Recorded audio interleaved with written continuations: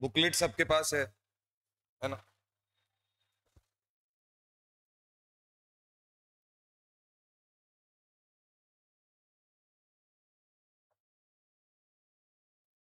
देखिए सर, आज से स्टार्ट करेंगे।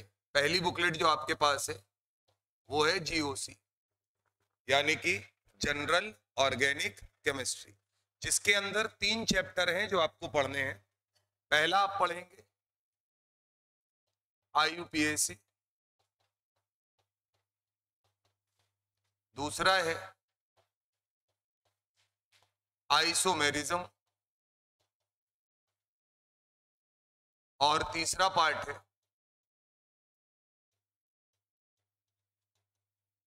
Reaction mechanism.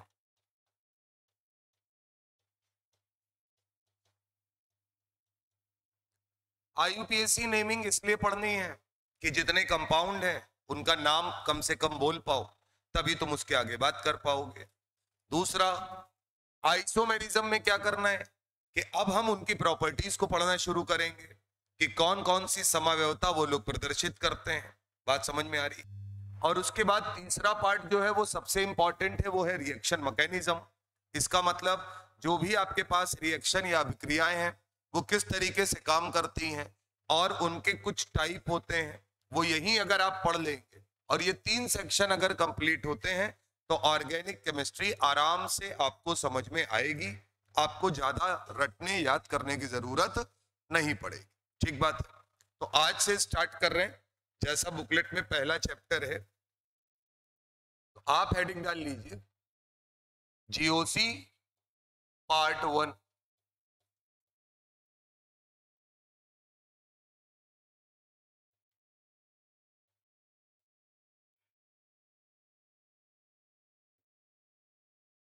और नॉमनक्लेचर पढ़ने से पहले इसके अंदर नॉमनक्लेचर है ऑर्गेनिक केमिस्ट्री, यानी कार्बनिक कंपाउंड्स जो हैं उनके बारे में हम लोग बात कर रहे हैं यहाँ पर। तो एक एक करके कुछ पॉइंट्स हैं, उनको लिखते जाइएगा। पहला पॉइंट है सर हाइड्रोकार्बन।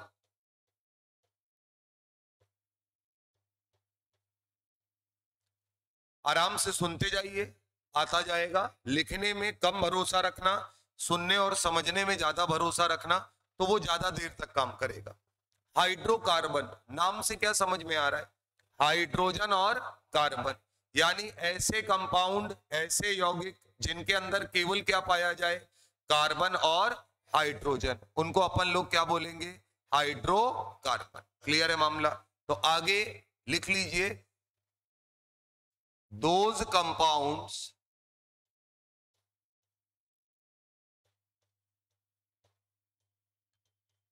contains only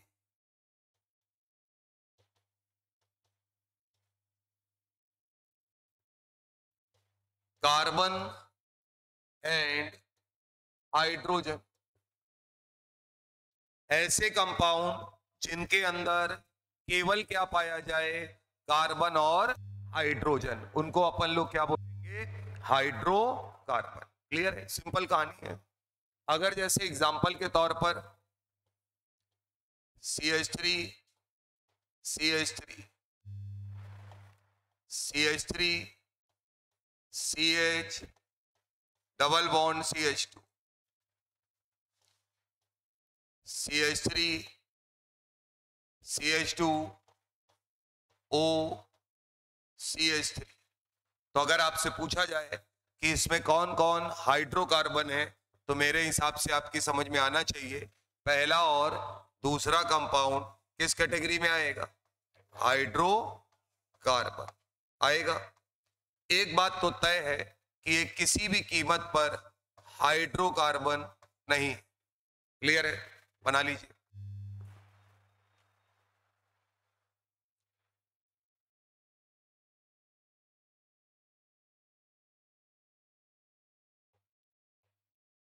आज पहली क्लास है, एक एक चीज मैं आपको बेसिक पढ़ा दूं जो कि बार बार हम लोग बोलते हैं और बार बार यूज होगा, तो आपकी समझ में आना चाहिए।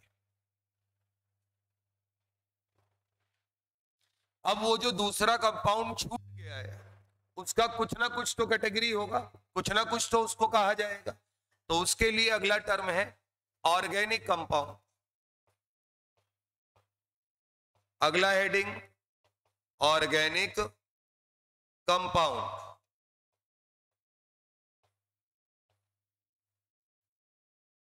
ऑर्गेनिक कंपाउंड किसको बोला जाएगा? तो उसके लिए बेटा डेफिनेशन है hydrocarbon and it's derivatives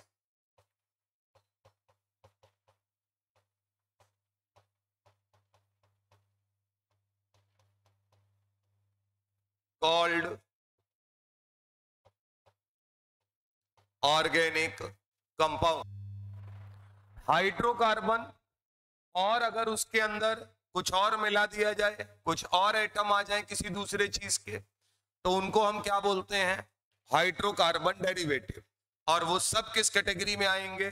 organic compound. तो यार जैसे हमने हाइड्रोकार्बन याद किया कि कार्बन और हाइड्रोजन अगर केवल है तो हाइड्रोकार्बन है, वैसे ही ऑर्गेनिक कंपाउंड का मतलब आपके पास जो भी कंपाउंड है, सिंपल सी कहानी बना लीजिए, कार्बन हाइड्रोजन होना चाहिए। मतलब दोनों में से कोई एक भी रहा तो काम चलने वाला नहीं है। क्या होना चाहिए? कार्बन और हाइड्रोजन 100% अपने को चाहिए, प्लस कुछ और एलिमेंट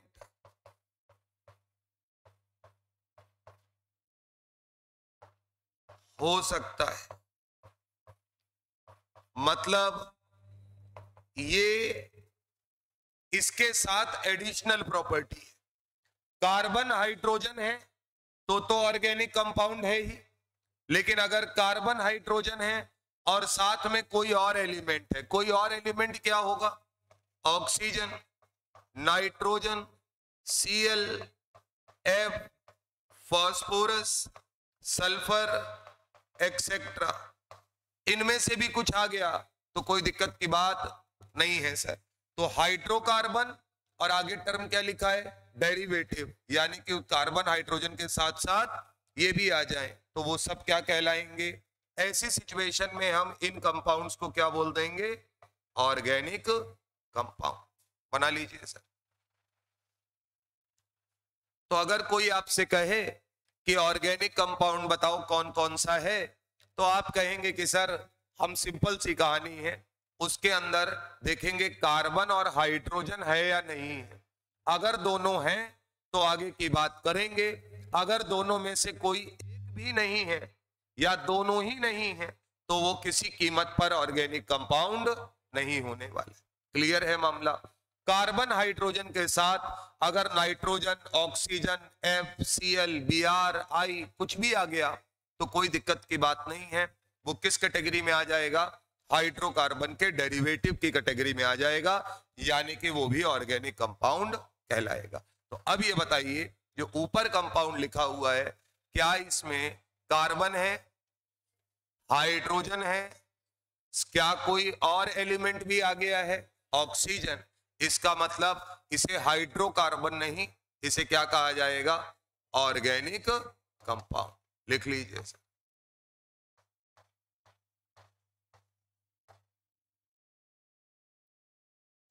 ये तो कट ही कर दो।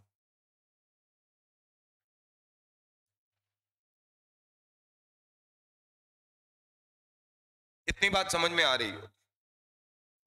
अगला पॉइंट है सर, जितने भी कंपाउंड आपके पास होते हैं केवल दो कैटेगरी में बांटे जा सकते हैं। या तो वो ऑर्गेनिक होंगे, ऑर्गेनिक कंपाउंड बोलो, यानी कार्बनिक यौगिक, या आप उनको बोलो इनऑर्गेनिक कंपाउंड।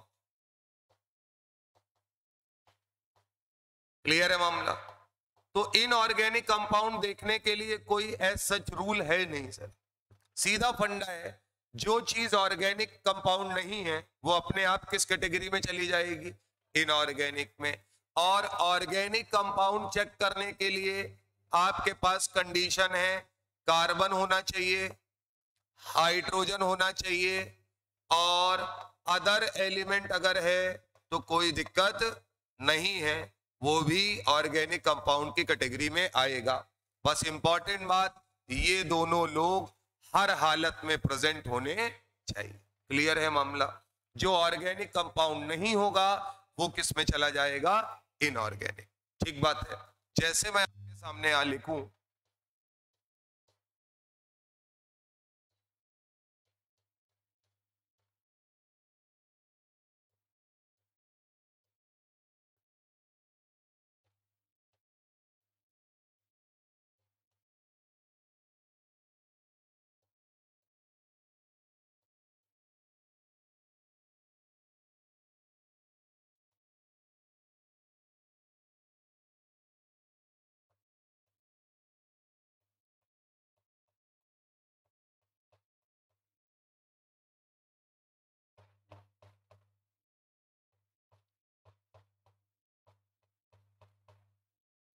इस तरीके से कोई भी कंपाउंड लिखा जा सकता है। सर सीधा फंडा है। चेक क्या करोगे? ऑर्गेनिक को। जो ऑर्गेनिक कंपाउंड नहीं निकलेगा वो अपने आप ही इनऑर्गेनिक में चला जाएगा। आइए, क्या है पहला वाला? ऑर्गेनिक नहीं है, क्योंकि क्या होना चाहिए? कार्बन और हाइड्रोजन। इसका मतलब ये कहलाएगा इनऑर्गेनिक कंपाउंड। आईओसी से यहां आते हैं, इनका विकेट तो ऐसे ही गिर गया, कार्बन ही नहीं है इनके पास, इसका मतलब इनऑर्गेनिक कंपाउंड। कार्बन और हाइड्रोजन दोनों है, काम हो गया, इसका मतलब ऑर्गेनिक कंपाउंड। इधर आते हैं, कार्बन भी है, हाइड्रोजन भी है, ऑक्सीजन आ गया, चलेगा, यानी ऑर्गेनिक कंपाउंड। कार्बन है, हाइड्रोजन है, एक ही जगह से पता चल जाता है, सब जगह जाके देखने की जरूरत नहीं है। कार्बन है, हाइड्रोजन है, अदर एलिमेंट भी आ गया, कोई दिक्कत नहीं, ऑर्गेनिक कंपाउंड। नीचे आते हैं, carbon, hydrogen, oxygen, nitrogen. Minimum carbon hydrogen चाहिए था, मिल गया, नाइट्रोजन ऑक्सीजन आ रहा है, कोई फर्क नहीं पड़ेगा, अभी भी ये कंपाउंड क्या है? ऑर्गेनिक। यहां आते हैं सर, कार्बन है, हाइड्रोजन है, काम बन गया है आपका। अब ऑक्सीजन और नाइट्रोजन आए हैं, कोई फर्क नहीं पड़ेगा, अभी भी क्या होगा? Organic compound. बात समझ में आ रही है कि नहीं? तो आराम से, वरना लोगों से पूछो तो वो कहते हैं ऑर्गेनिक कंपाउंड वो होता है जिसमें कार्बन होता है। बोलो भैया। तो आपको याद रखना है कि ऑर्गेनिक कंपाउंड वो है जिसमें कार्बन और हाइड्रोजन तो हो ही, यानी कि हाइड्रोकार्बन और उसके डेरिवेटिव। डेरिवेटिव का मतलब होता है हाइड्रोकार्बन से H हटाकर कोई दूसरा एलिमेंट उसके अंदर जोड़ दिया जाए। क्लियर है मामला? बना लीजिएगा। और यहां पर अगर आपको ध्यान हो तो ये कंपाउंड यूरिया है, और ये पहला ऑर्गेनिक कंपाउंड है जो लैब में बनाया गया था, जिसको वोहलर थ्योरी के नाम से जाना जाता है। तो आपने जब भी पढ़ा होगा कक्षा 11 में इसको, जैसे ही पहले पेज पर आएंगे वहां पर वोहलर कंसेप्ट लिखा हुआ है। बात समझ में आ रही है? और वहां बोला जाता है क्या कि पहली बार लैब में जो कंपाउंड बना है ऑर्गेनिक, वो क्या है? यूरिया है। क्लियर है बात? तो यहां पे लिख लीजिएगा, फर्स्ट ऑर्गेनिक कंपाउंड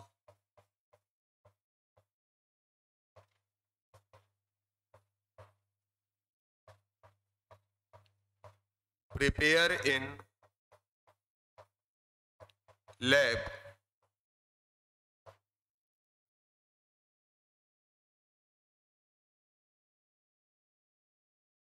और एक बात याद रखिएगा, यूपी बोर्ड वाले कितने आदमी हैं?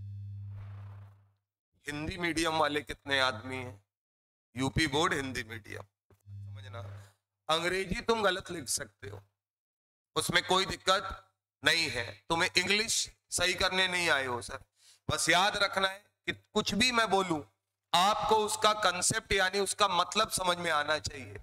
अगर मतलब समझ में आता है तो इसका मतलब आप सवाल पढ़ के उसका आंसर भी निकाल सकते हैं, इसमें कहीं कोई समस्या नहीं है। तो परेशान 1% नहीं होना है, क्योंकि ये जो एग्जाम है, अब इस एग्जाम में मेन लड़ाई इस बात की है कि कौन दिमागी रूप से मजबूत है। मजबूत का मतलब तेज नहीं होता है, मजबूत का मतलब ये होता है, आपने अभी 12वीं का एग्जाम दे लिया, बोलो भैया, अब अगर मैं तुमसे 12वीं का कुछ पूछूं तो हो सकता है रिजल्ट आएगा और उस पेपर में आपके 100 में से 95 नंबर आएंगे, लेकिन अगर मैं आपसे पूछूं तो अब आप बताने की स्थिति में नहीं हो सकते। लेकिन पेपर वाले दिन आप बताने की स्थिति में नहीं, टॉप करने की स्थिति में थे। क्यों? क्योंकि आपने सुबह से लेकर रात तक बार बार उसको रट मारा है। सर, रटना बुरी बात नहीं है, समझ के रटिए। तो समझ के रटने से क्या होगा, इस तैयारी में एक सिंपल सी कहानी है सेलेक्ट होने की, वो ये है कि रोज आप, आज से पहला दिन है, आज की क्लास में मैं आपको 2 काम बताऊंगा सर, और वो 2 काम अगर आप कर लेंगे तो नो डाउट आपकी तैयारी में फर्क आपको 5 दिन में समझ में आएगा कि हाँ वो फर्क आने लगा है। क्या नियम वो बनाइएगा जिसका पालन हर हालत में आप करें।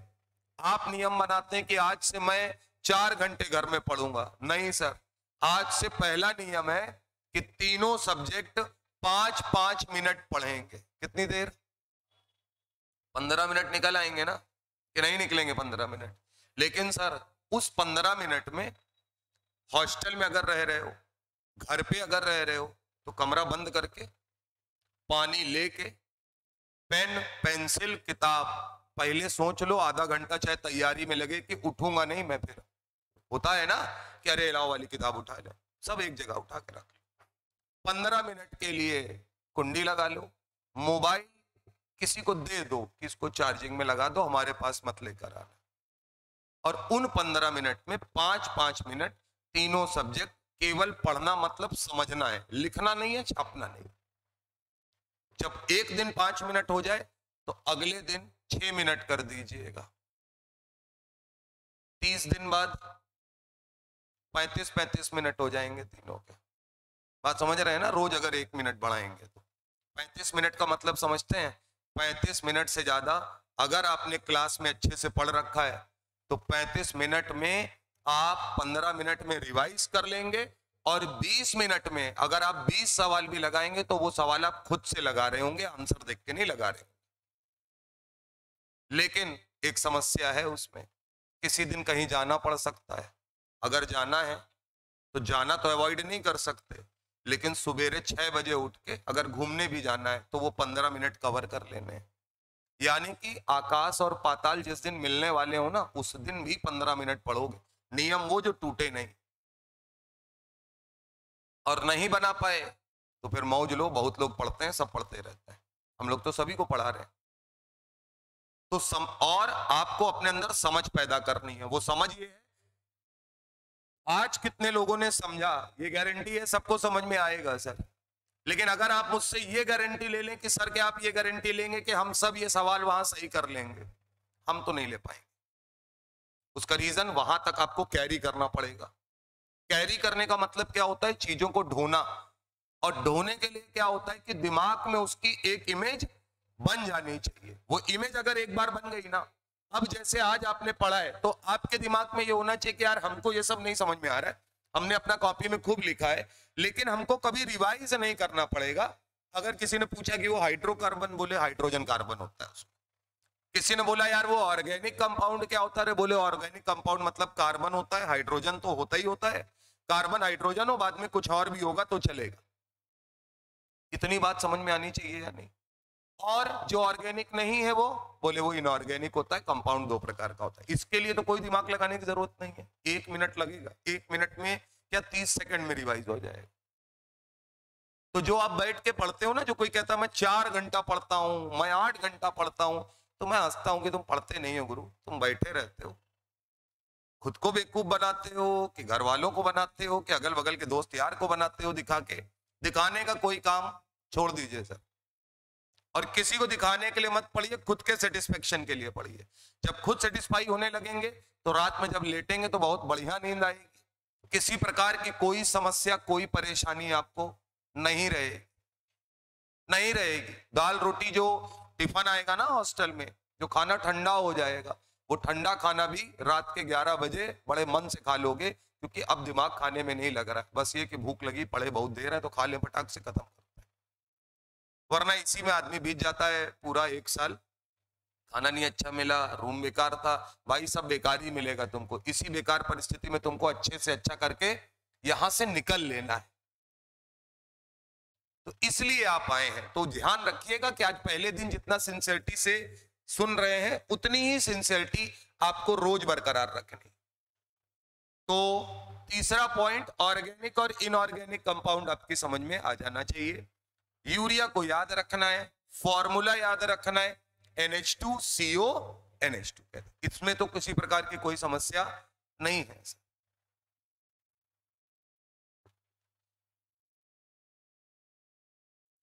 इसके बाद सर बार बार कार्बन आएगा, बिना कार्बन के कुछ होने वाला नहीं है सर। तो कार्बन इतने सारे कंपाउंड फॉर्म कर रहा है, तो कार्बन अगर बॉन्ड बना रहा है तो वो उसकी वैलेंसी कहलाएगा, और बॉन्ड बनाने की टेंडेंसी कहलाती है किसी की संयोजकता, यानी कि उसकी कोवेलेंसी। तो कार्बन कितने बॉन्ड हमेशा बनाता है?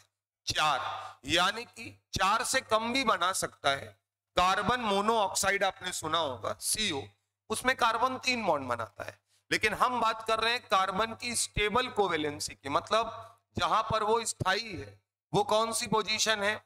4 बॉन्ड बनाने। तो पॉइंट नंबर 4,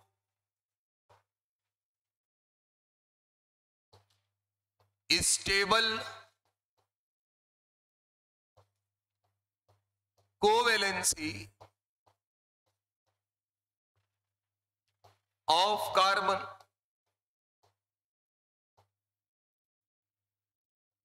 कितनी है सर? 4।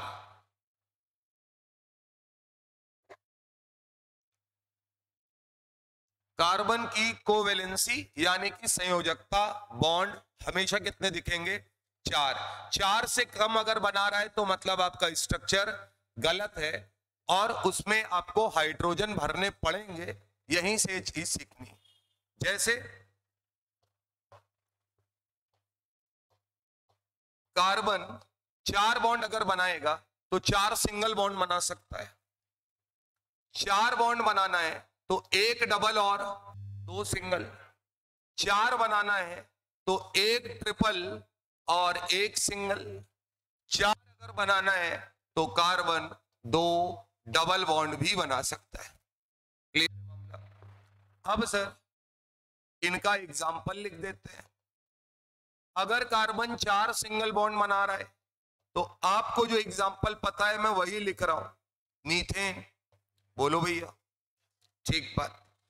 कार्बन अगर 1 डबल और 2 सिंगल बॉन्ड बना रहा है तो मान लीजिए मैं आपके सामने यहां लिखूं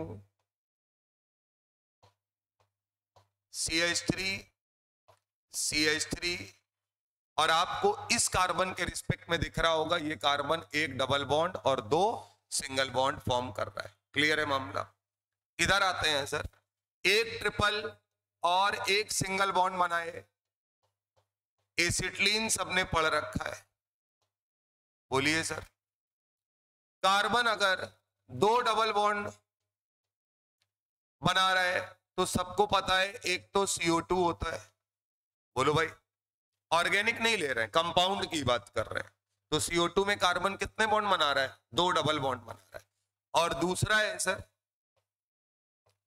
C3O2। ये क्या इसमें सारे कार्बन 2 डबल बॉन्ड बना रहे हैं? इसका नाम है C3O2, इसका फॉर्मूला है, और इसका नाम है कार्बन सब ऑक्साइड। CO2 को क्या बोलते हो? Carbon dioxide. बना लीजिए सर।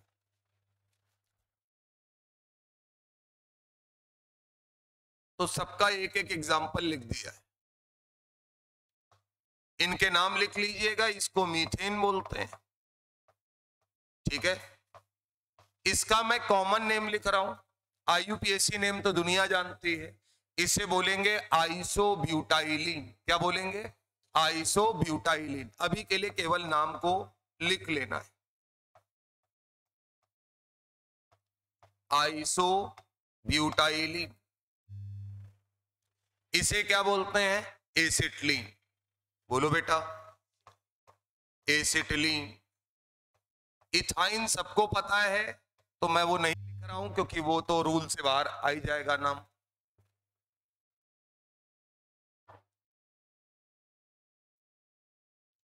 अब आपके पास ऑर्गेनिक कंपाउंड के यूजेस हैं।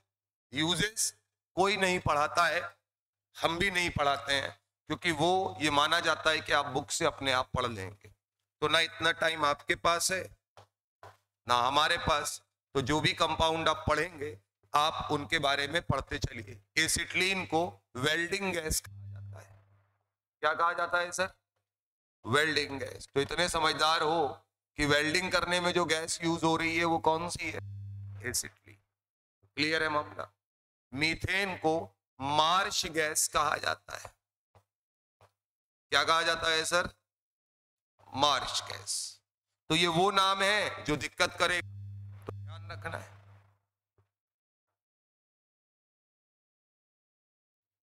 कार्बन डाइऑक्साइड गैस है, CO2 एसिडिक इन नेचर है। इसकी प्रकृति, इसका नेचर कैसा है? एसिडिक है। Coca Cola, Pepsi, Thums Up, Sprite धुआंधार पीते हो तो उसके अंदर क्या है? Carbon dioxide.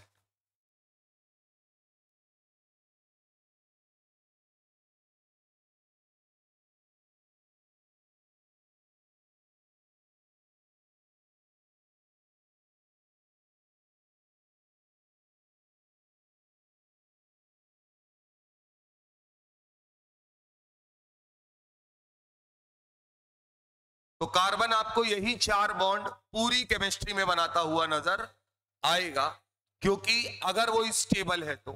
अच्छा, लोग कहेंगे सर कार्बन मोनोऑक्साइड में 3 बॉन्ड बनाता है, तो यार 3 बॉन्ड बनाता है तो अनस्टेबल रहता है ना। तभी तो आपने पढ़ा है क्या कि कार्बन ऑक्सीजन के साथ, यानी कि जब जलाया जाएगा तो पहले कार्बन मोनोऑक्साइड बनाएगा और उसके बाद कार्बन डाइऑक्साइड। तो जाहिर सी बात है कार्बन डाइऑक्साइड इसीलिए बनाता होगा क्योंकि कार्बन मोनोऑक्साइड क्या होता है? अनस्टेबल, और वो एक जहरीली गैस है। कक्षा 5 या 6 में सबने पढ़ रखा है कि अंगीठी जलाकर जाड़ों में कमरा बंद करके नहीं लेटा जाता। बोलिए सर। रीजन? क्योंकि कमरे के अंदर जो ऑक्सीजन है वो लिमिटेड है। तो अभी जो कार्बन डाइऑक्साइड बनेगा वो थोड़ी देर बाद कन्वर्ट हो जाएगा कार्बन मोनोऑक्साइड में। कार्बन मोनोऑक्साइड जहरीली गैस है, यानी कि आप धीरे धीरे इनहेल करते रहेंगे, फिर सुबह दरवाजा तोड़कर आपको निकाला जाएगा। आप तो दरवाजा खोलने की स्थिति में नहीं रहेंगे। तो यहां तक का मामला समझ में आता है सर? ठीक है। अब कार्बन के चारों कंपाउंड दोबारा से बना लो कॉपी में। ऊपर का कुछ नहीं लिखना है, केवल ये 4 जो वैलेंसी आपने बनाई है, 4 सिंगल बॉन्ड, ये वाला दोबारा बनाओ।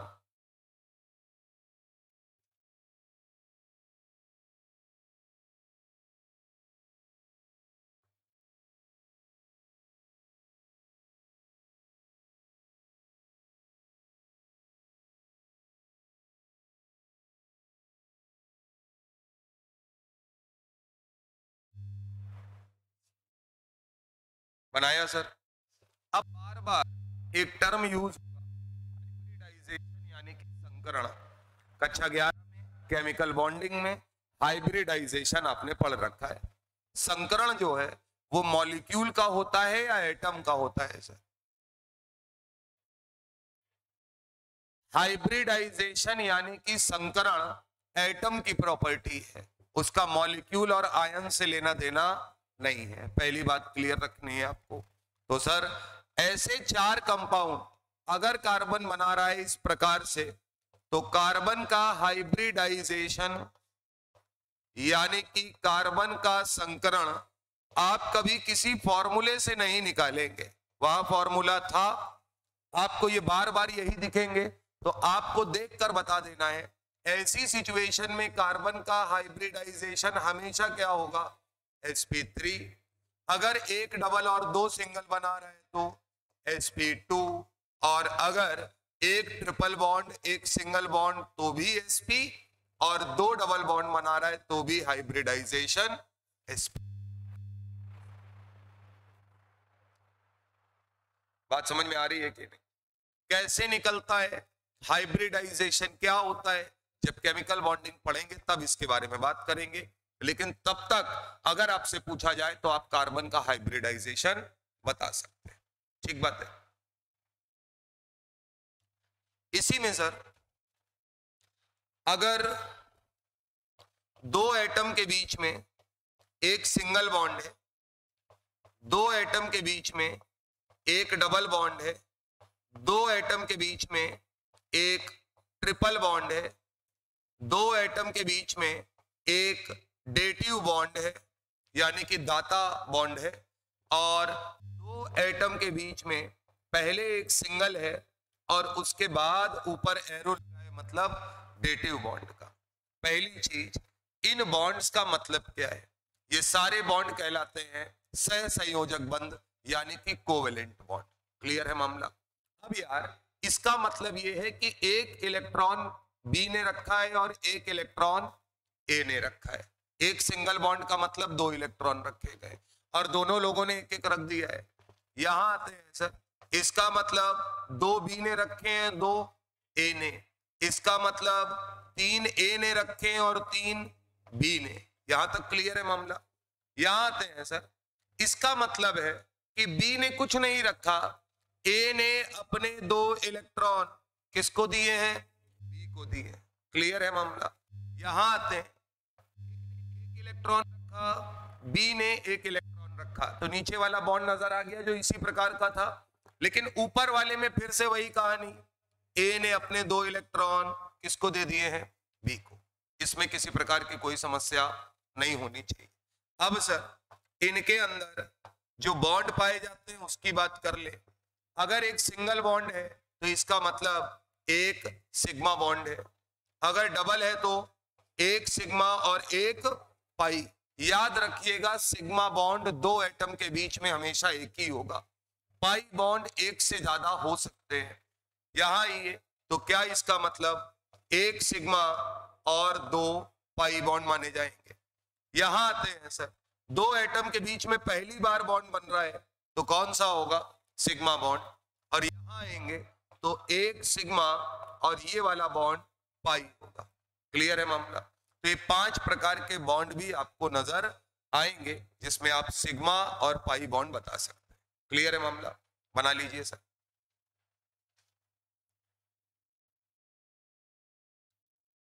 और इतनी तो समझदारी होनी चाहिए कि सिग्मा बॉन्ड जो होता है वो पाई ज्यादा मजबूत होता है यानी ज्यादा स्ट्रांग होता है। तो साइड में लिख लीजिएगा कि sigma bond is stronger than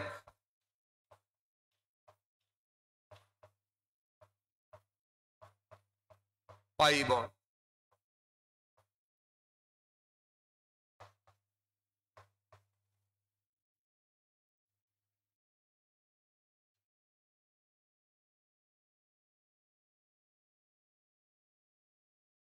sigma bond pi bond से स्ट्रांग होता है। इतनी बात हो गई है सर, ये उतार लीजिए और उसके बाद जो बॉन्ड बने इनमें सिग्मा और पाई भर दीजिए।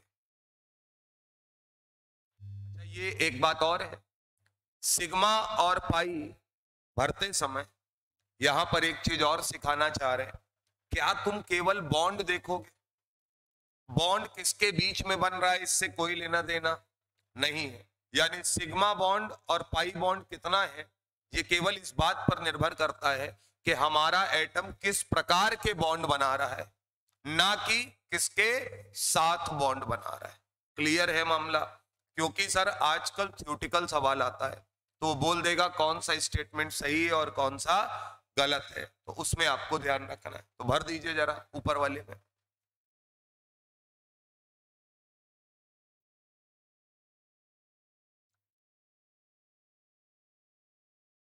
तो अगर आपने बनाया है,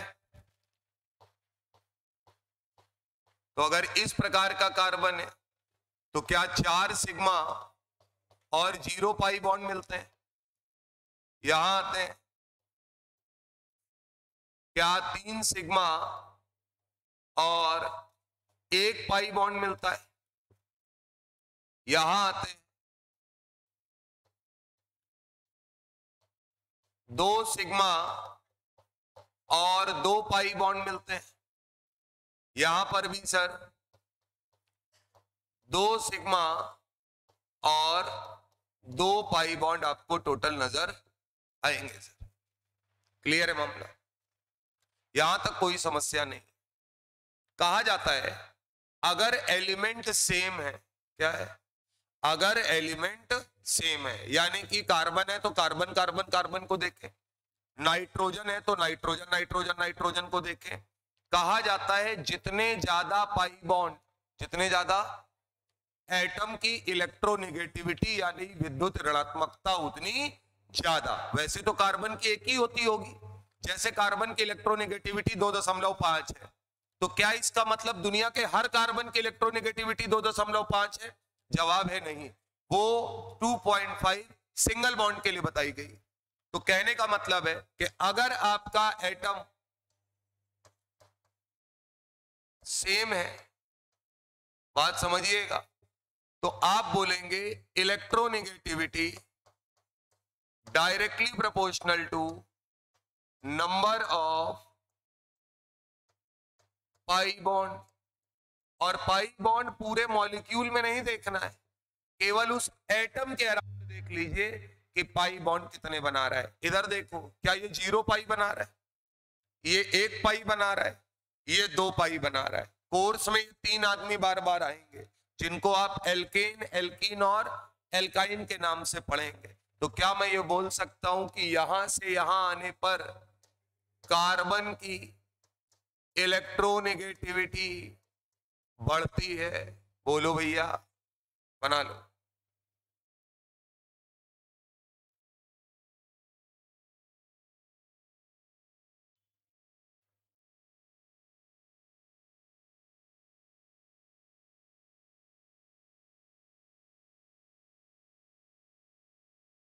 क्या हो गया बताओ, मतलब बेटा, मतलब कार्बन कार्बन कार्बन के बीच में देख रहे हैं, कार्बन नाइट्रोजन और ऑक्सीजन के बीच में नहीं देखना है। एटम बदला तो उसकी विद्युत ऋणात्मकता अपने आप बदल जाएगी सर, तो वहां कैसे कंपेयर करोगे? तो सेम एटम मतलब सब कार्बन। अच्छा, ये चीज अप्लीकेबल किस पर है? नाइट्रोजन पे भी। अगर नाइट्रोजन सिंगल बॉन्ड बना रहा है, अगर नाइट्रोजन डबल बॉन्ड बना रहा है, अगर नाइट्रोजन ट्रिपल बॉन्ड बना रहा है, तो कौन सा वाला नाइट्रोजन ज्यादा इलेक्ट्रोनेगेटिव होगा? ट्रिपल बॉन्ड वाला। यानी नंबर ऑफ पाई बॉन्ड जितने ज्यादा उस एटम के करीब, उतना ज्यादा उसकी इलेक्ट्रोनेगेटिविटी। ये नियम है केमिस्ट्री का, इसको आपको ध्यान रखना है। इसी को जिन्होंने पढ़ा है इधर उधर, उनको आगे चल के पता चलेगा ये परसेंटेज ऑफ एस कैरेक्टर पर भी निर्भर करता है। यानी कि हाइब्रिडाइजेशन जैसे जैसे, अच्छा समझना, एस का परसेंटेज जितना ज्यादा उतना ज्यादा इलेक्ट्रोनेगेटिविटी। तुम एक बात बताओ, परसेंटेज निकालना नहीं है, यहां पर एक एस है, सब में एस कितना है? 1। यहां टोटल चीजें कितनी है? 4, 1 एस और 3 की, तो एस का परसेंटेज क्या होगा? जिसका निकाल रहे हैं वो कितना है? 1 बटे टोटल चीजें कितनी है? 4, परसेंटेज मतलब गुणे 100, तो कितना आया? 25%। यहां आइए, एस कितना है? 1, टोटल चीजें कितनी है? 2, तो 1 बटे 2 गुणे 100 यानी 50। तो क्या परसेंटेज बढ़ रहा है या नहीं बढ़ रहा है? तो एस के परसेंटेज पर भी निर्भर करता है। क्लियर है मामला? नीचे लिखिएगा, इलेक्ट्रोनेगेटिविटी में नीचे भी लिखिए इसके जहां ये बनाया है कि also proportional to percentage of s character, यानी एस कैरेक्टर का परसेंटेज जितना ज्यादा होगा। तो वो तुम्हें याद ही नहीं रखना, तुम्हें सीधे याद रखना है सेम एलिमेंट अगर है, जितना ज्यादा पाई बॉन्ड होगा वो तुरंत देख के बता पाओगे उतना ज्यादा उसकी इलेक्ट्रोनेगेटिविटी।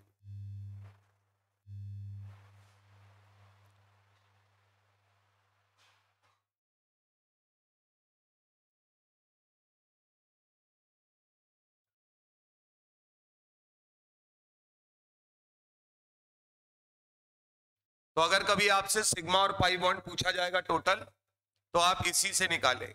क्लियर है मामला? इसी प्रकार से सिग्मा पाई बना लेंगे और टोटल वैल्यू निकाल लेंगे। अगला है पॉइंट नंबर 5,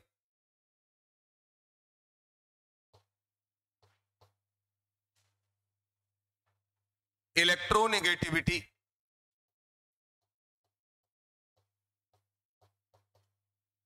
इलेक्ट्रोनेगेटिविटी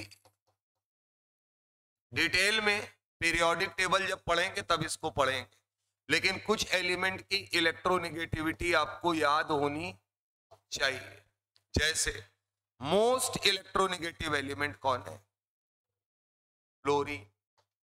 लिखिए, मोस्ट इलेक्ट्रोनेगेटिव एलिमेंट कौन है सर? पूरी पीरियोडिक टेबल में फ्लोरीन। फ्लोरीन की इलेक्ट्रोनेगेटिविटी 4.0 एक नंबर है, इससे पता चलेगा ज्यादा है कि कम है। तो क्या मानेंगे? 4.0 मानेंगे। क्या होता है ऐसे समझो और याद होना चाहिए। दूसरे नंबर पे sir second most electronegative element, ये दो आदमी तो तुमको पता ही होने चाहिए। कौन है सर? ऑक्सीजन। ऑक्सीजन की इलेक्ट्रोनेगेटिविटी 3.5। देखो बार बार हम लोग ये टर्म यूज करेंगे, तुम बार बार होगे परेशान, एक बार लिख लोगे ध्यान रहेगा, तो तुम ध्यान रखोगे हाँ ऑक्सीजन की इलेक्ट्रोनेगेटिविटी ज्यादा होती है। अच्छा, ऑक्सीजन किसके सामने झुकेगा? केवल फ्लोरीन के। और अगर फ्लोरीन नहीं है तो ऑक्सीजन ही इलेक्ट्रॉन को खींचेगा। इलेक्ट्रोनेगेटिव एलिमेंट क्या होता है? जो अपने पास इलेक्ट्रॉन रखना चाहता है। अपने पास इलेक्ट्रॉन रखना चाहता है तो दूसरे से इलेक्ट्रॉन खींचेगा या नहीं खींचेगा? तो ये बात ध्यान रखनी है कि जो ज्यादा इलेक्ट्रोनेगेटिव एलिमेंट होते हैं वो हमेशा अपने पास इलेक्ट्रॉन को खींचते हैं, जिससे उनके ऊपर चार्ज हमेशा क्या आएगा? नेगेटिव। क्लियर है मामला? इसके बाद सर कार्बन की इलेक्ट्रोनेगेटिविटी 2.5। लेकिन इंपॉर्टेंट बात, कौन सा वाला? कार्बन, सिंगल बॉन्डेड वाला। ये सारी इलेक्ट्रोनेगेटिविटी जो है वो सिंगल बॉन्डेड के लिए है। सर बात समझ में आई कि नहीं?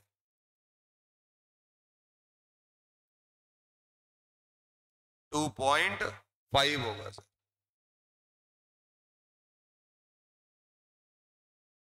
क्लियर है? अगर कहीं आपके पास C ट्रिपल बॉन्ड CH दिख जाए, क्या दिख जाए? C ट्रिपल बॉन्ड CH, तो इस बॉन्ड का पहले तो नाम है, क्या ये एसिटिलीन वाला मामला है? तो इसलिए इसको बोलते हैं एसिटिलीनिक बॉन्ड। इसका कोई हिंदी नाम नहीं है दोस्त, यही आएगा पेपर में भी लिखकर, तो आपको यही याद करना पड़ेगा। क्या नाम है?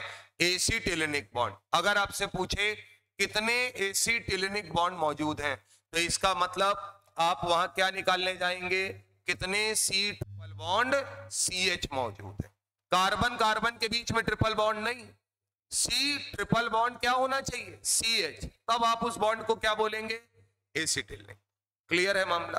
अब सर ऐसे बॉन्ड में जो कार्बन हाइड्रोजन के साथ है, ये इसकी इलेक्ट्रोनेगेटिविटी 3.25 होती है।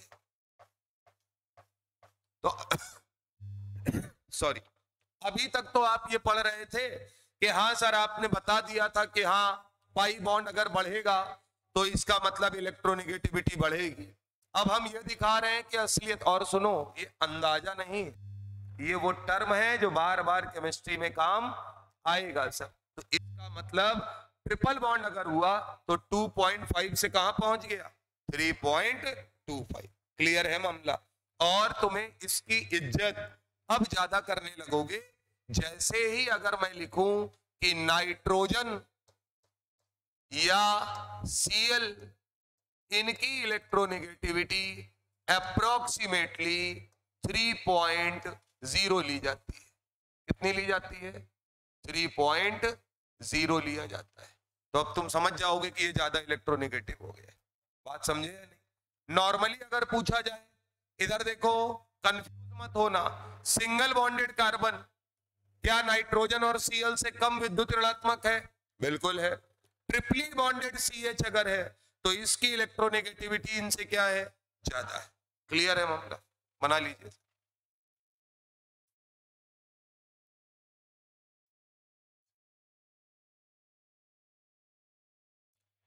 दोनों के इलेक्ट्रोनेगेटिविटी अप्रोक्सीमेटली सेम होता है, 3.0 के करीब है।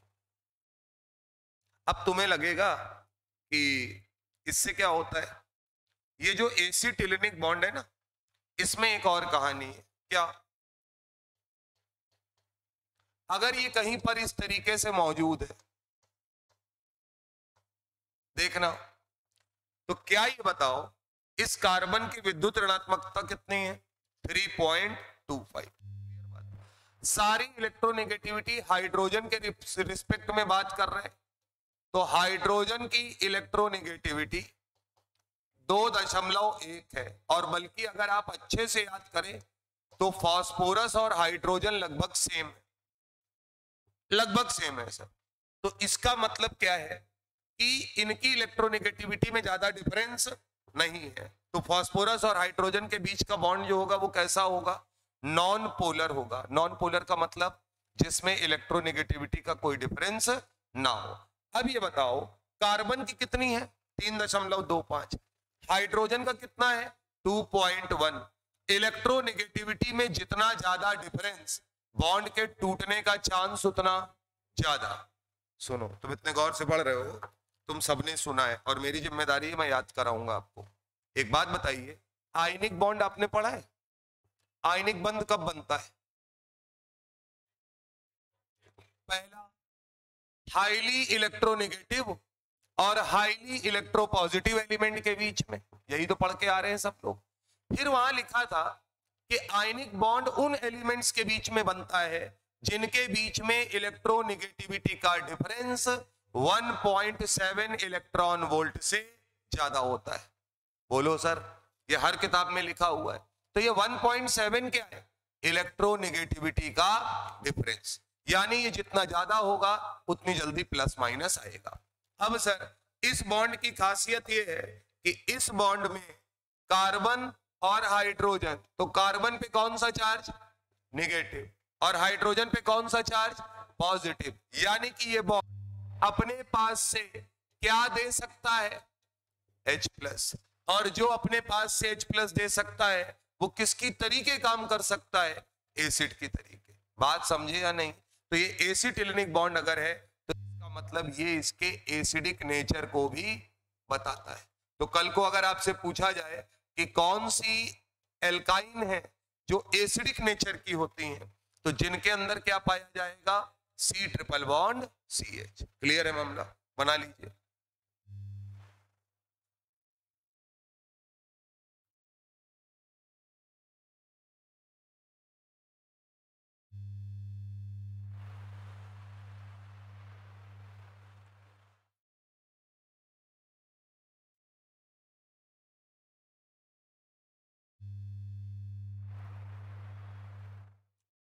सारे टर्म याद होने चाहिए अगर आप आगे समस्याएं नहीं झेलनी है तो, क्योंकि एक्सपेरिमेंटल डेटा है। बार बार हम लोग बोल देंगे, ऐसे समझो हमें कैसे पता है कि ये ज्यादा इलेक्ट्रोनेगेटिव है N और Cl से, क्योंकि हमने रट्टा नहीं मारा है कि नाइट्रोजन और Cl ज्यादा इलेक्ट्रोनेगेटिव होते हैं। हमें इतना पता है किसी भी चीज की इलेक्ट्रोनेगेटिविटी उसकी En वैल्यू देखकर बताई जाती है। तो इनमें अगर कंपैरिजन है, किसी ने कहा कि ये ज्यादा इलेक्ट्रोनेगेटिव है, तो हम याद रखेंगे कि इसकी इलेक्ट्रोनेगेटिविटी जरूर ज्यादा रही होगी। कितनी ज्यादा, 3.25 है, काफी ज्यादा है उससे। क्लियर है मामला? अब इसके बाद बार बार जब आपके पास सवाल आएंगे तो उन सवालों को पढ़ना भी आपको आना चाहिए, यानी कि क्या लिखा है सवाल में, ये बड़ा इंपॉर्टेंट है। तो अब कार्बन जो स्ट्रक्चर बनाएगा, तो ऑर्गेनिक कंपाउंड के स्ट्रक्चर्स का रिप्रेजेंटेशन, तो अगला पॉइंट डालिएगा, representation of carbon chain,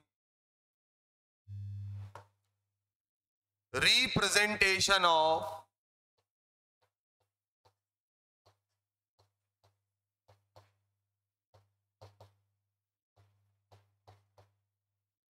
carbon chain, carbon की चेन को रिप्रेजेंट करने का तरीका सर। चले देखिएगा, CH3 CH2 CH2 CH2 CH3, क्या इस स्ट्रक्चर में आपको कार्बन हाइड्रोजन बराबर से नजर आ रहे हैं? और आप कहेंगे कार्बन 4 बॉन्ड बनाता है सर, तो कार्बन एक सिंगल बॉन्ड कार्बन के साथ और 3 हाइड्रोजन इसके साथ सिंगल बॉन्डेड जुड़े हुए हैं, यानी कि आप ये कहेंगे कि सर ये स्ट्रक्चर असलियत में अगर हम इसे ओपन कर दें तो ये है, यही है ना? तो कहोगे इसमें क्या समस्या है, ये तो हमको आता है कि कार्बन हाइड्रोजन के साथ सिंगल बॉन्ड बनाता है। बोले ठीक है, पेपर वाला ये नहीं देगा सर। अगला अगला बोला गया इसी में, अब अगली फॉर्म को बोला गया स्केलेटन फॉर्म। क्या नाम दिया गया? Skeleton form. कोई रूल हम नहीं बता रहे, आप रूल देख के बताइएगा कि असलियत में रूल क्या होना चाहिए। तो हमने कहा सर हमारा मन है कि हम इसको ऐसे रिप्रेजेंट करते हैं, आप सीधे भी बना सकते हैं, डिजाइन हमने ऐसे ही बनाई। तो क्या रूल होना चाहिए यहां पे? क्या नहीं दिखाना है? इसका मतलब हाइड्रोजन नहीं दिखाना है। इसका मतलब स्केलेटन फॉर्म का मतलब हाइड्रोजन मत दिखाओ, और अगर हाइड्रोजन को छोड़कर कोई और चीज आई तो दिखाना पड़ेगा, यानी आपको छूट है कि आप क्या नहीं दिखाएंगे? हाइड्रोजन नहीं दिखाएंगे। क्लियर है? ठीक है। अगला sir, bond line structure.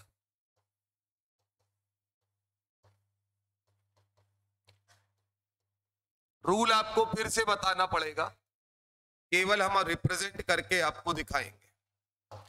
Bond line structure ये है सर,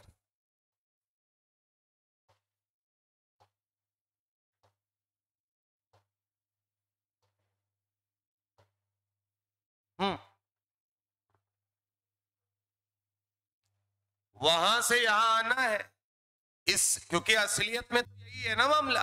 तो तुमको इससे इसमें अगर जाना पड़ेगा तो क्या क्या करना पड़ेगा? तो जवाब क्या है सर? बॉन्ड लाइन स्ट्रक्चर का मतलब कार्बन को डॉट से दिखाओ। कार्बन को किससे दिखाओ? डॉट से। हाइड्रोजन दिखाने की कोई जरूरत नहीं है, तो इसका मतलब आप बोलेंगे हाइड्रोजन मत दिखाओ, बोलो। और साथ में क्या है मामला? कार्बन को बिंदी यानी डॉट से दिखाओ। क्लियर हुआ मामला? बनाइए। और एक बात और, क्या ये बात आपकी समझ में आ रही होगी? अगर डॉट से दिखाना है तो इसका मतलब हमको ये डंडियां जिगजैग यानी टेढ़ी मेढ़ी बनानी पड़ेंगी। सीधी लाइन बनाओगे तो उसका मतलब तो दो किनारे यानी दो ही कार्बन माना जाएगा। मैथमेटिक्स मत लगाना कि किसी भी लाइन में इनफाइनाइट पॉइंट होते हैं, है ना कंसेप्ट? कई सारे बिंदुओं से मिलकर रेखा का निर्माण होता है यानी लाइन बनती है। यहाँ कई सारे बिंदु नहीं है, इसलिए जिगजैग दिखाया गया है। जहां जहां मुड़ा है वहां वहां पर कार्बन, ये ध्यान रखिए। ये हो जाता है कई बार।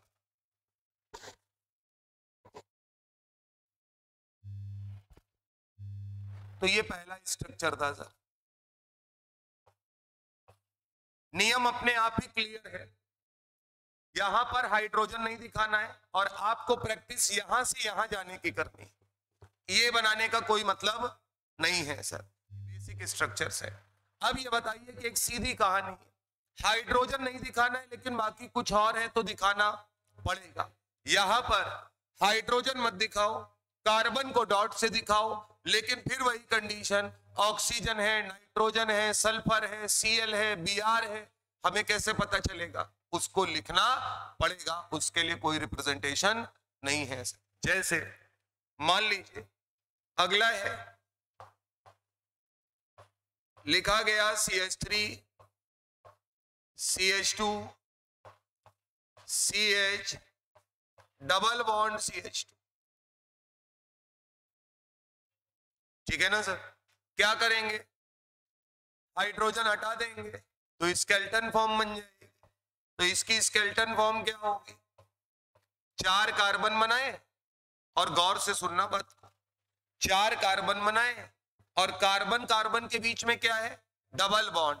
तो अगर डबल बॉन्ड है तो ये डबल बॉन्ड पूरा बनाओगे ना, क्योंकि दोनों के बीच में ही रहेगा। तो ये बना दिया सर। बॉन्ड लाइन स्ट्रक्चर क्या हो? 4 पॉइंट बनाएंगे, यानी इस तरीके से लाइन बनाए कि 4 जगह हमको दिखे ये मुड़ता हुआ। अब इंपॉर्टेंट बात, अगर इन दोनों कार्बन के बीच में डबल बॉन्ड है तो वो डबल बॉन्ड पूरा नजर आना चाहिए। बात समझे या नहीं? अगर ये बॉन्ड अधूरा है तो इसका मतलब इनके बीच में और कार्बन भी मौजूद है। क्लियर है? तो ये बात आपको ध्यान रखनी, बना लीजिए सर।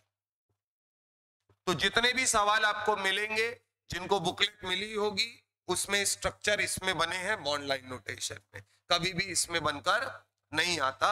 ज्यादा से ज्यादा तुम्हारे ऊपर एहसान कर दिया गया होगा तो स्केलेटन फॉर्म बना दी गई होगी। क्लियर है ना? हाइड्रोजन फाइड्रोजन बना के वो नहीं देता है। अच्छा एक बात और है, जब हमको इससे इसमें आना हो, यहां तक बना लो, बनाए, अब हमको वापस जाना है सर, तो हम क्या करेंगे? अब सारे रूल जो तुम्हारे हैं उनको लगा दो। हर पॉइंट क्या है? कार्बन है, बना दिया। कार्बन की वैलेंसी कितनी होती है? 4। तो इसका मतलब ये कार्बन कितना बॉन्ड बना रहा है? 1, यानी इसके पास कितने हाइड्रोजन होंगे? 3। ये कार्बन 2 बॉन्ड बना रहा है, मतलब 2 हाइड्रोजन दे दो। ये कार्बन 3 बॉन्ड बना रहा है, मतलब 1 हाइड्रोजन। ये कार्बन 2 बॉन्ड बना रहा है, मतलब 2 हाइड्रोजन। क्लियर है मामला? अब ये मैंने क्यों किया? अगर सवाल पीछे वाला होता और वो कहता कि बताओ कितने सिग्मा कितने पाई बॉन्ड, तो क्या सिग्मा और पाई बॉन्ड जब तक स्ट्रक्चर में सारे बॉन्ड नजर नहीं आएंगे तब तक नहीं बता पाएंगे, यानी हमको सारे बॉन्ड बनाने पड़ेंगे। क्लियर है मामला? अब यहां पर हर सिंगल बॉन्ड में 1 सिग्मा, डबल में 1 सिग्मा 1 पाई, गिनती रह जाएगी, आराम से आप कर लेंगे। क्लियर है? तो इसको ध्यान रखना है आप, ठीक है? तो अब हम इसी में, तुम अपना आगे बढ़ा लेना, हम इसी के आगे लिख रहे हैं। तीसरा है सर CH3 CH2 COOH, और सुनो बीच की कहानी छोड़ दो, क्या? हाइड्रोजन हटाना, वो तो बच्चा बच्चा कर लेगा। अच्छा एक बात और है, हाइड्रोजन कौन सा वाला हटाना है?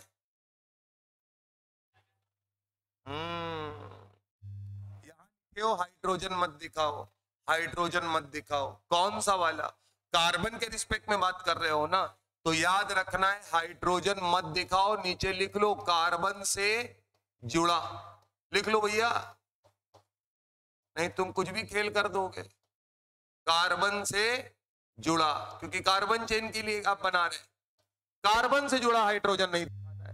ऑक्सीजन से अगर हाइड्रोजन जुड़ा है तो हमें उसको दिखाना पड़ेगा, वरना कैसे पता चलेगा ऑक्सीजन के साथ क्या अटैच है? वहां पर, वहां नीचे लिख लीजिएगा कार्बन से जुड़ा। चलिए सर, इसका डायरेक्ट बॉन्ड लाइन रिप्रेजेंटेशन बना दीजिए। बीच वाला नहीं बनाना है, डंडी बनाना है, इसे समझो मोटा मोटी बात। बताओ क्या बनाओगे?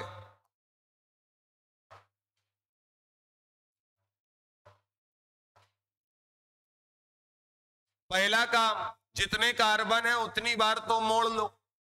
अरे बोलो यार। अब तुमको ये पता होना चाहिए कि ये जो ग्रुप होता है ये असलियत में CH3 CH2 और इसका रिप्रेजेंटेशन है डबल बॉन्ड OH, है या नहीं है बेटा?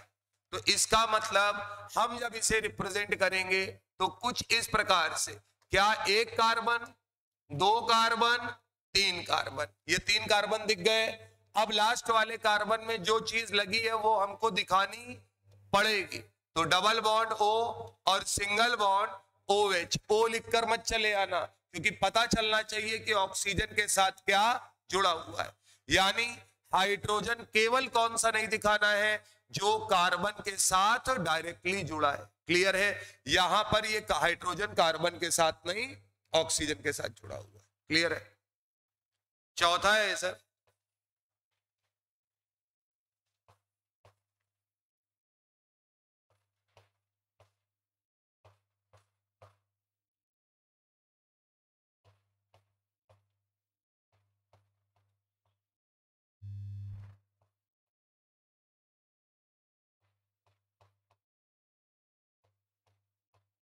दिमाग से बनाना गुरु, थोड़ी बुद्धि लगाना। कितना भी बड़ा कंपाउंड हो सकता है, आप अपने बेसिक्स पे रहिए। बात समझ में आ रही है? और एक बात और है, 13 कार्बन से बड़ा कंपाउंड आपके कोर्स में नहीं है, तो मैं आपके सामने कभी भी 13 कार्बन से ऊपर का कोई भी कंपाउंड बनाने वाला नहीं। साइकिल में तो 2-3 रिंग वाला है, जैसे यहां बने हुए हैं दिख रहा होगा, रैंकर बैच का है एरोमेटिक, लेकिन नॉर्मल उसमें नहीं है सर। पहली चीज, जितने कार्बन है उतनी बार डंडी घुमानी पड़ेगी, वो सिस्टम। उसके बाद जिस पर जो लगा है वो लगा दो।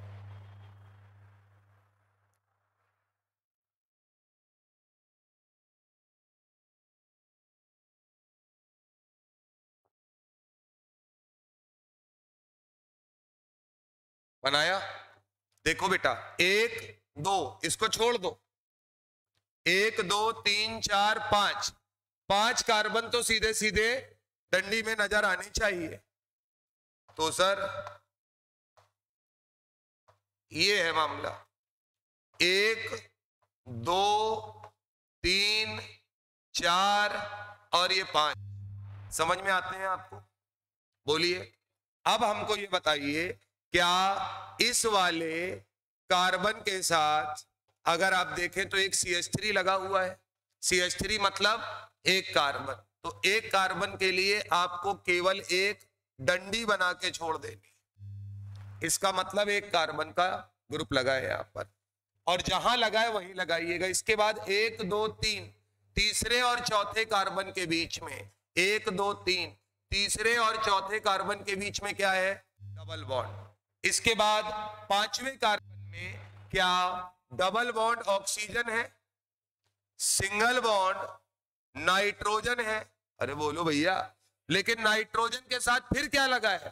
कार्बन। और कार्बन को दिखाने ना दिखाने की छूट हमको मिली हुई है, यानी दोनों मेथिल को मैं दो डंडी की तरीके दिखा। क्लियर है मामला?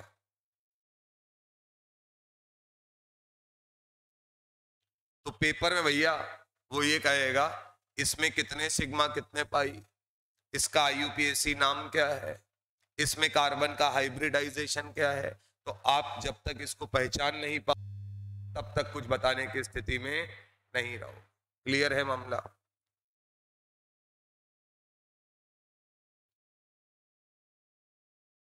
तो इसलिए सारा दिमाग इसको बनवाने में लगा रहे। अगला है सर,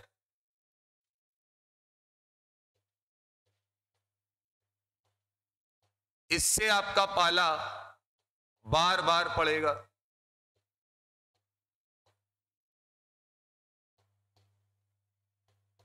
और ये सबको पता है कौन है? बेंजी। C6H6 क्या है?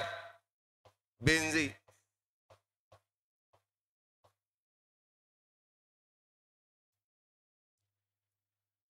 ठीक है ना? अच्छा, किसी भी मॉलिक्यूल को जो फॉर्मूला रिप्रेजेंट करता है वो उसका क्या कहलाता है?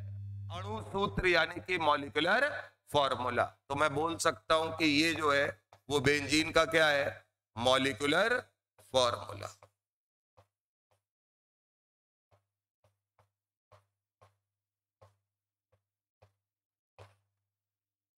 मॉलिक्यूलर फॉर्मूला देखकर जो स्ट्रक्चर बना देते हैं उस स्ट्रक्चर को हम लोग बोलते हैं SF, यानी स्ट्रक्चरल फॉर्मूला। क्या नाम देंगे भैया? Structural formula. ध्यान रखना है। क्लियर है? अब सर हम तो इसका क्या बनाने जा रहे हैं? Bond line notation. आई सारे कार्बन अब साइकिल में बनाने पड़ेंगे, यानी कि अब जो भी डंडी घुमाओगे वो साइकिल में। तो बड़ा आसान है, 6 कार्बन अगर साइकिल में है तो 6 वाली ज्योमेट्री हेक्सागन ले लो यहां पर। अब हर कार्बन कार्बन के बीच में अल्टरनेट कौन सा बॉन्ड है? Double bond. क्लियर है मामला? तो ये किसको रिप्रेजेंट करेगा? बेंजीन को। यहां एच वेच दिखाया नहीं जाता, तो ध्यान रखिएगा, बेंजीन है सर।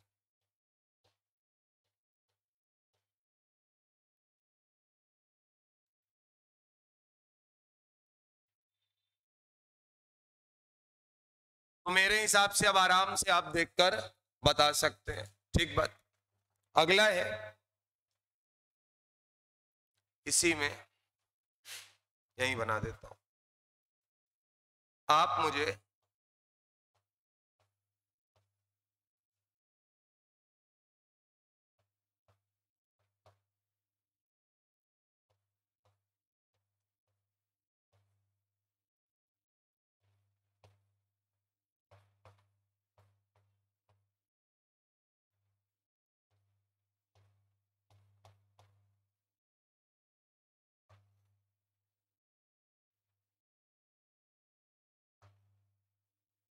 टोटल सिग्मा, क्या total sigma plus pi bond बताने। ठीक बात। इधर देखो तो पहले सवाल समझ लो, अच्छे से देख लो और लिख लो। Total sigma plus pi bond की वैल्यू बतानी है कितनी है।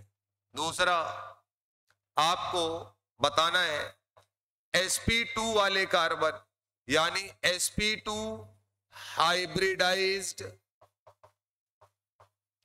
कार्बन को हम X मान रहे हैं, sp3 हाइब्रिडाइज्ड कार्बन को हम Y मान रहे हैं, sp हाइब्रिडाइज्ड कार्बन को हम Z मान रहे हैं।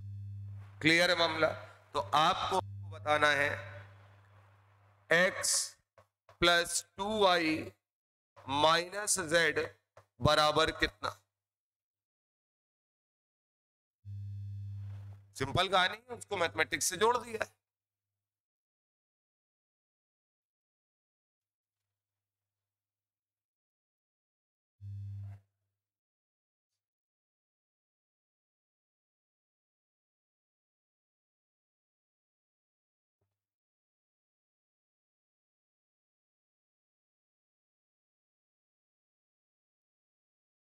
एक ही सवाल में हम आपको सारी कहानी अच्छे से समझा देंगे। बात समझ में आ रही है कि नहीं? आपसे जो गलती वलती होनी होगी वो यहीं हो जाएगी, और इसी में अगर सीख लोगे तो फिर आगे कभी गलती नहीं करोगे।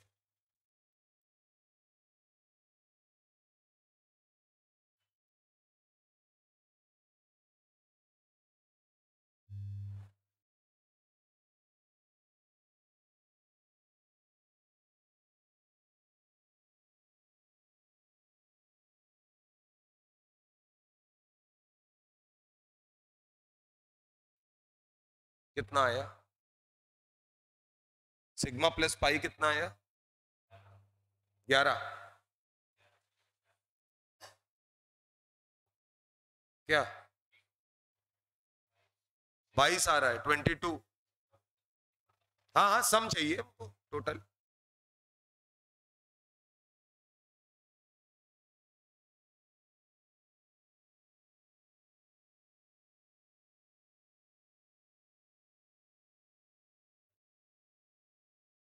ये 14 आ रहा है, x plus 2y minus Z की वैल्यू।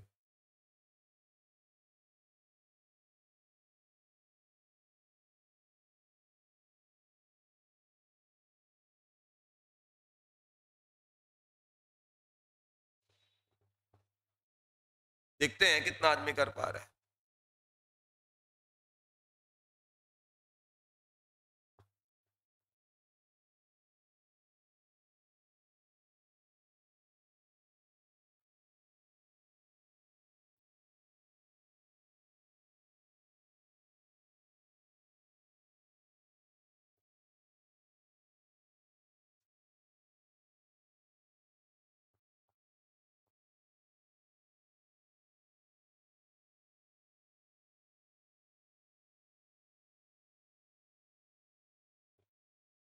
ये ले सबका अलग है, अलग आ रहा है। 15 सिग्मा 9 पाई, 6 पाई।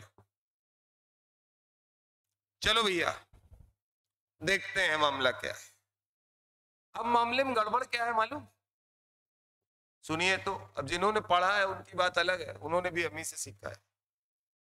अब सर एक सीधी कहानी, कोई भी स्ट्रक्चर आपको दिया हो, सवाल करने का नियम सर, एटम्स जितने भी मौजूद हैं सभी एटम्स के बीच में बॉन्ड नजर आना चाहिए। सभी एटम्स के बीच में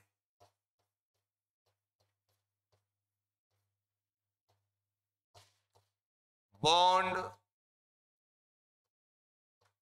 नजर आना चाहिए।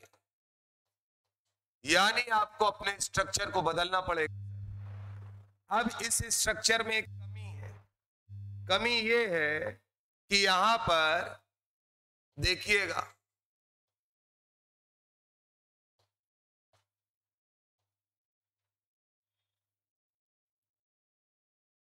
मैं इसको पहले तो जो दिया है देखते जाना, सी डबल बॉन्ड ओ है, ओ और एच के बीच का बॉन्ड नहीं नजर आ रहा था, बना दिया सर। यहां है डबल बॉन्ड सी है, सी और एच के बीच का बॉन्ड नजर नहीं आ रहा था, सिंगल होता है कोई दिक्कत ही नहीं है। आगे आते हैं, यहां पर एक डबल बॉन्ड है, एक डबल बॉन्ड यहां सर सी एन है। मान लो तुम्हें बनाना नहीं आता, क्या इतना याद है कि कार्बन की वैलेंसी 4 होती है, 4 से कम में उसका काम नहीं बनेगा। तो क्या कार्बन ने एक बॉन्ड बनाया है, यानी अब उसको कितने बॉन्ड बनाने पड़ेंगे इनके साथ, 3। तो सी ट्रिपल बॉन्ड है। नहीं भी पता है तो भी आप कर सकते हैं उस बात से। अगली कहानी सर, अब अभी भी स्ट्रक्चर पूरा नहीं है। क्यों पूरा नहीं है सर, ये पॉइंट सब कार्बन है, बोलो, और ये जो कार्बन है इनकी भी तो वैलेंसी चेक कर ले। तो ये कार्बन तो 4 बॉन्ड बना रहा है, लेकिन ये कार्बन 3 बॉन्ड बना रहा है, मतलब हाइड्रोजन दिखाओ। ये कार्बन 4 बॉन्ड बना ले रहा है, ये कार्बन 3 बॉन्ड बना रहा है, यानी हाइड्रोजन दिखाइए। ये कार्बन 3 बॉन्ड बना रहा है, मतलब हाइड्रोजन दिखाइए। ये कार्बन भी 3 बॉन्ड बना रहा है, मतलब हाइड्रोजन दिखाइए। अब ये ओपन स्ट्रक्चर हो गया। अब इसमें सिग्मा पाई बनाओगे तो कभी गलत होने वाला नहीं है, क्योंकि सारे बॉन्ड नजर आ रहे हैं। तो जिनका कम आया होगा वो इसी वजह से आया होगा। अगली कहानी सर, एक ट्रिपल बॉन्ड अगर है तो क्या इसका मतलब एक सिग्मा 2 पाई है। यहां सिग्मा एक पाई, सिग्मा सिग्मा एक पाई, सिग्मा सिग्मा, ठीक है। यहां है सिग्मा, ये सब सिग्मा है, एक सिग्मा एक पाई, सिग्मा सिग्मा। हर पॉइंट पर आपको सिग्मा लिख देना है सर। Sigma sigma. देख लीजिए कहीं कुछ छूटा तो नहीं है कोई बॉन्ड।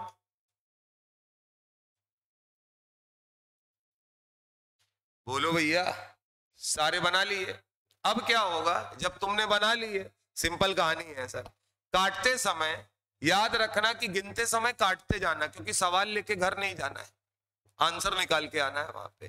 तो काटोगे तो कभी भूलोगे ही नहीं कि कौन सा वाला गिने कौन सा वाला नहीं। जो कट गया मतलब वो गिन गया है सर। देखिएगा 1 2 3 4 5 6 7 8 9 10 11 12 13 14 15 16 17 18 19। कोई और बचा है सर? बोलिए। और काटने का फायदा सुनिए, क्या दोबारा गिन लोगे अब? नहीं। यानी कितने सिग्मा? 19 सिग्मा। ठीक भैया। पाई में आते हैं। पाई आ जाइए सर, फिर से काट दीजिए।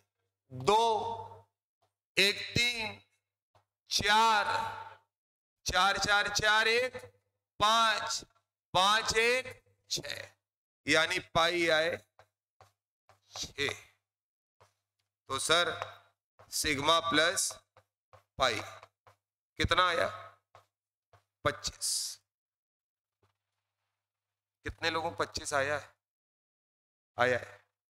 बात समझ में आ रही है? जिनका गलत हुआ है उसका रीजन समझ में आया आपको? तो ये ध्यान रखना है सर। अब अगला सवाल क्या है? sp2 हाइब्रिडाइज कार्बन कितने हैं? क्या वो सारे कार्बन sp2 कहलाते हैं जिनमें कार्बन एक डबल बॉन्ड और 2 सिंगल बॉन्ड बना रहा हो? आइए सर, क्या ये कार्बन sp2 होगा? हाँ होगा। ये वाला sp2, बोलो भैया। ये वाला sp2, 3 हो गए sp2। समझ पा रहे हो? sp2 क्लियर है? ये भाई साहब भी दोनों sp2। तो नीले वाले कितने हैं सर? 1 2 3 4 5 6 1 7, यानी x की वैल्यू कितनी आई? 7। क्लियर है? अगला sp3 हाइब्रिडाइज कार्बन y है। sp3 का मतलब वो कार्बन जो केवल सिंगल बॉन्ड फॉर्म कर रहे हैं 4।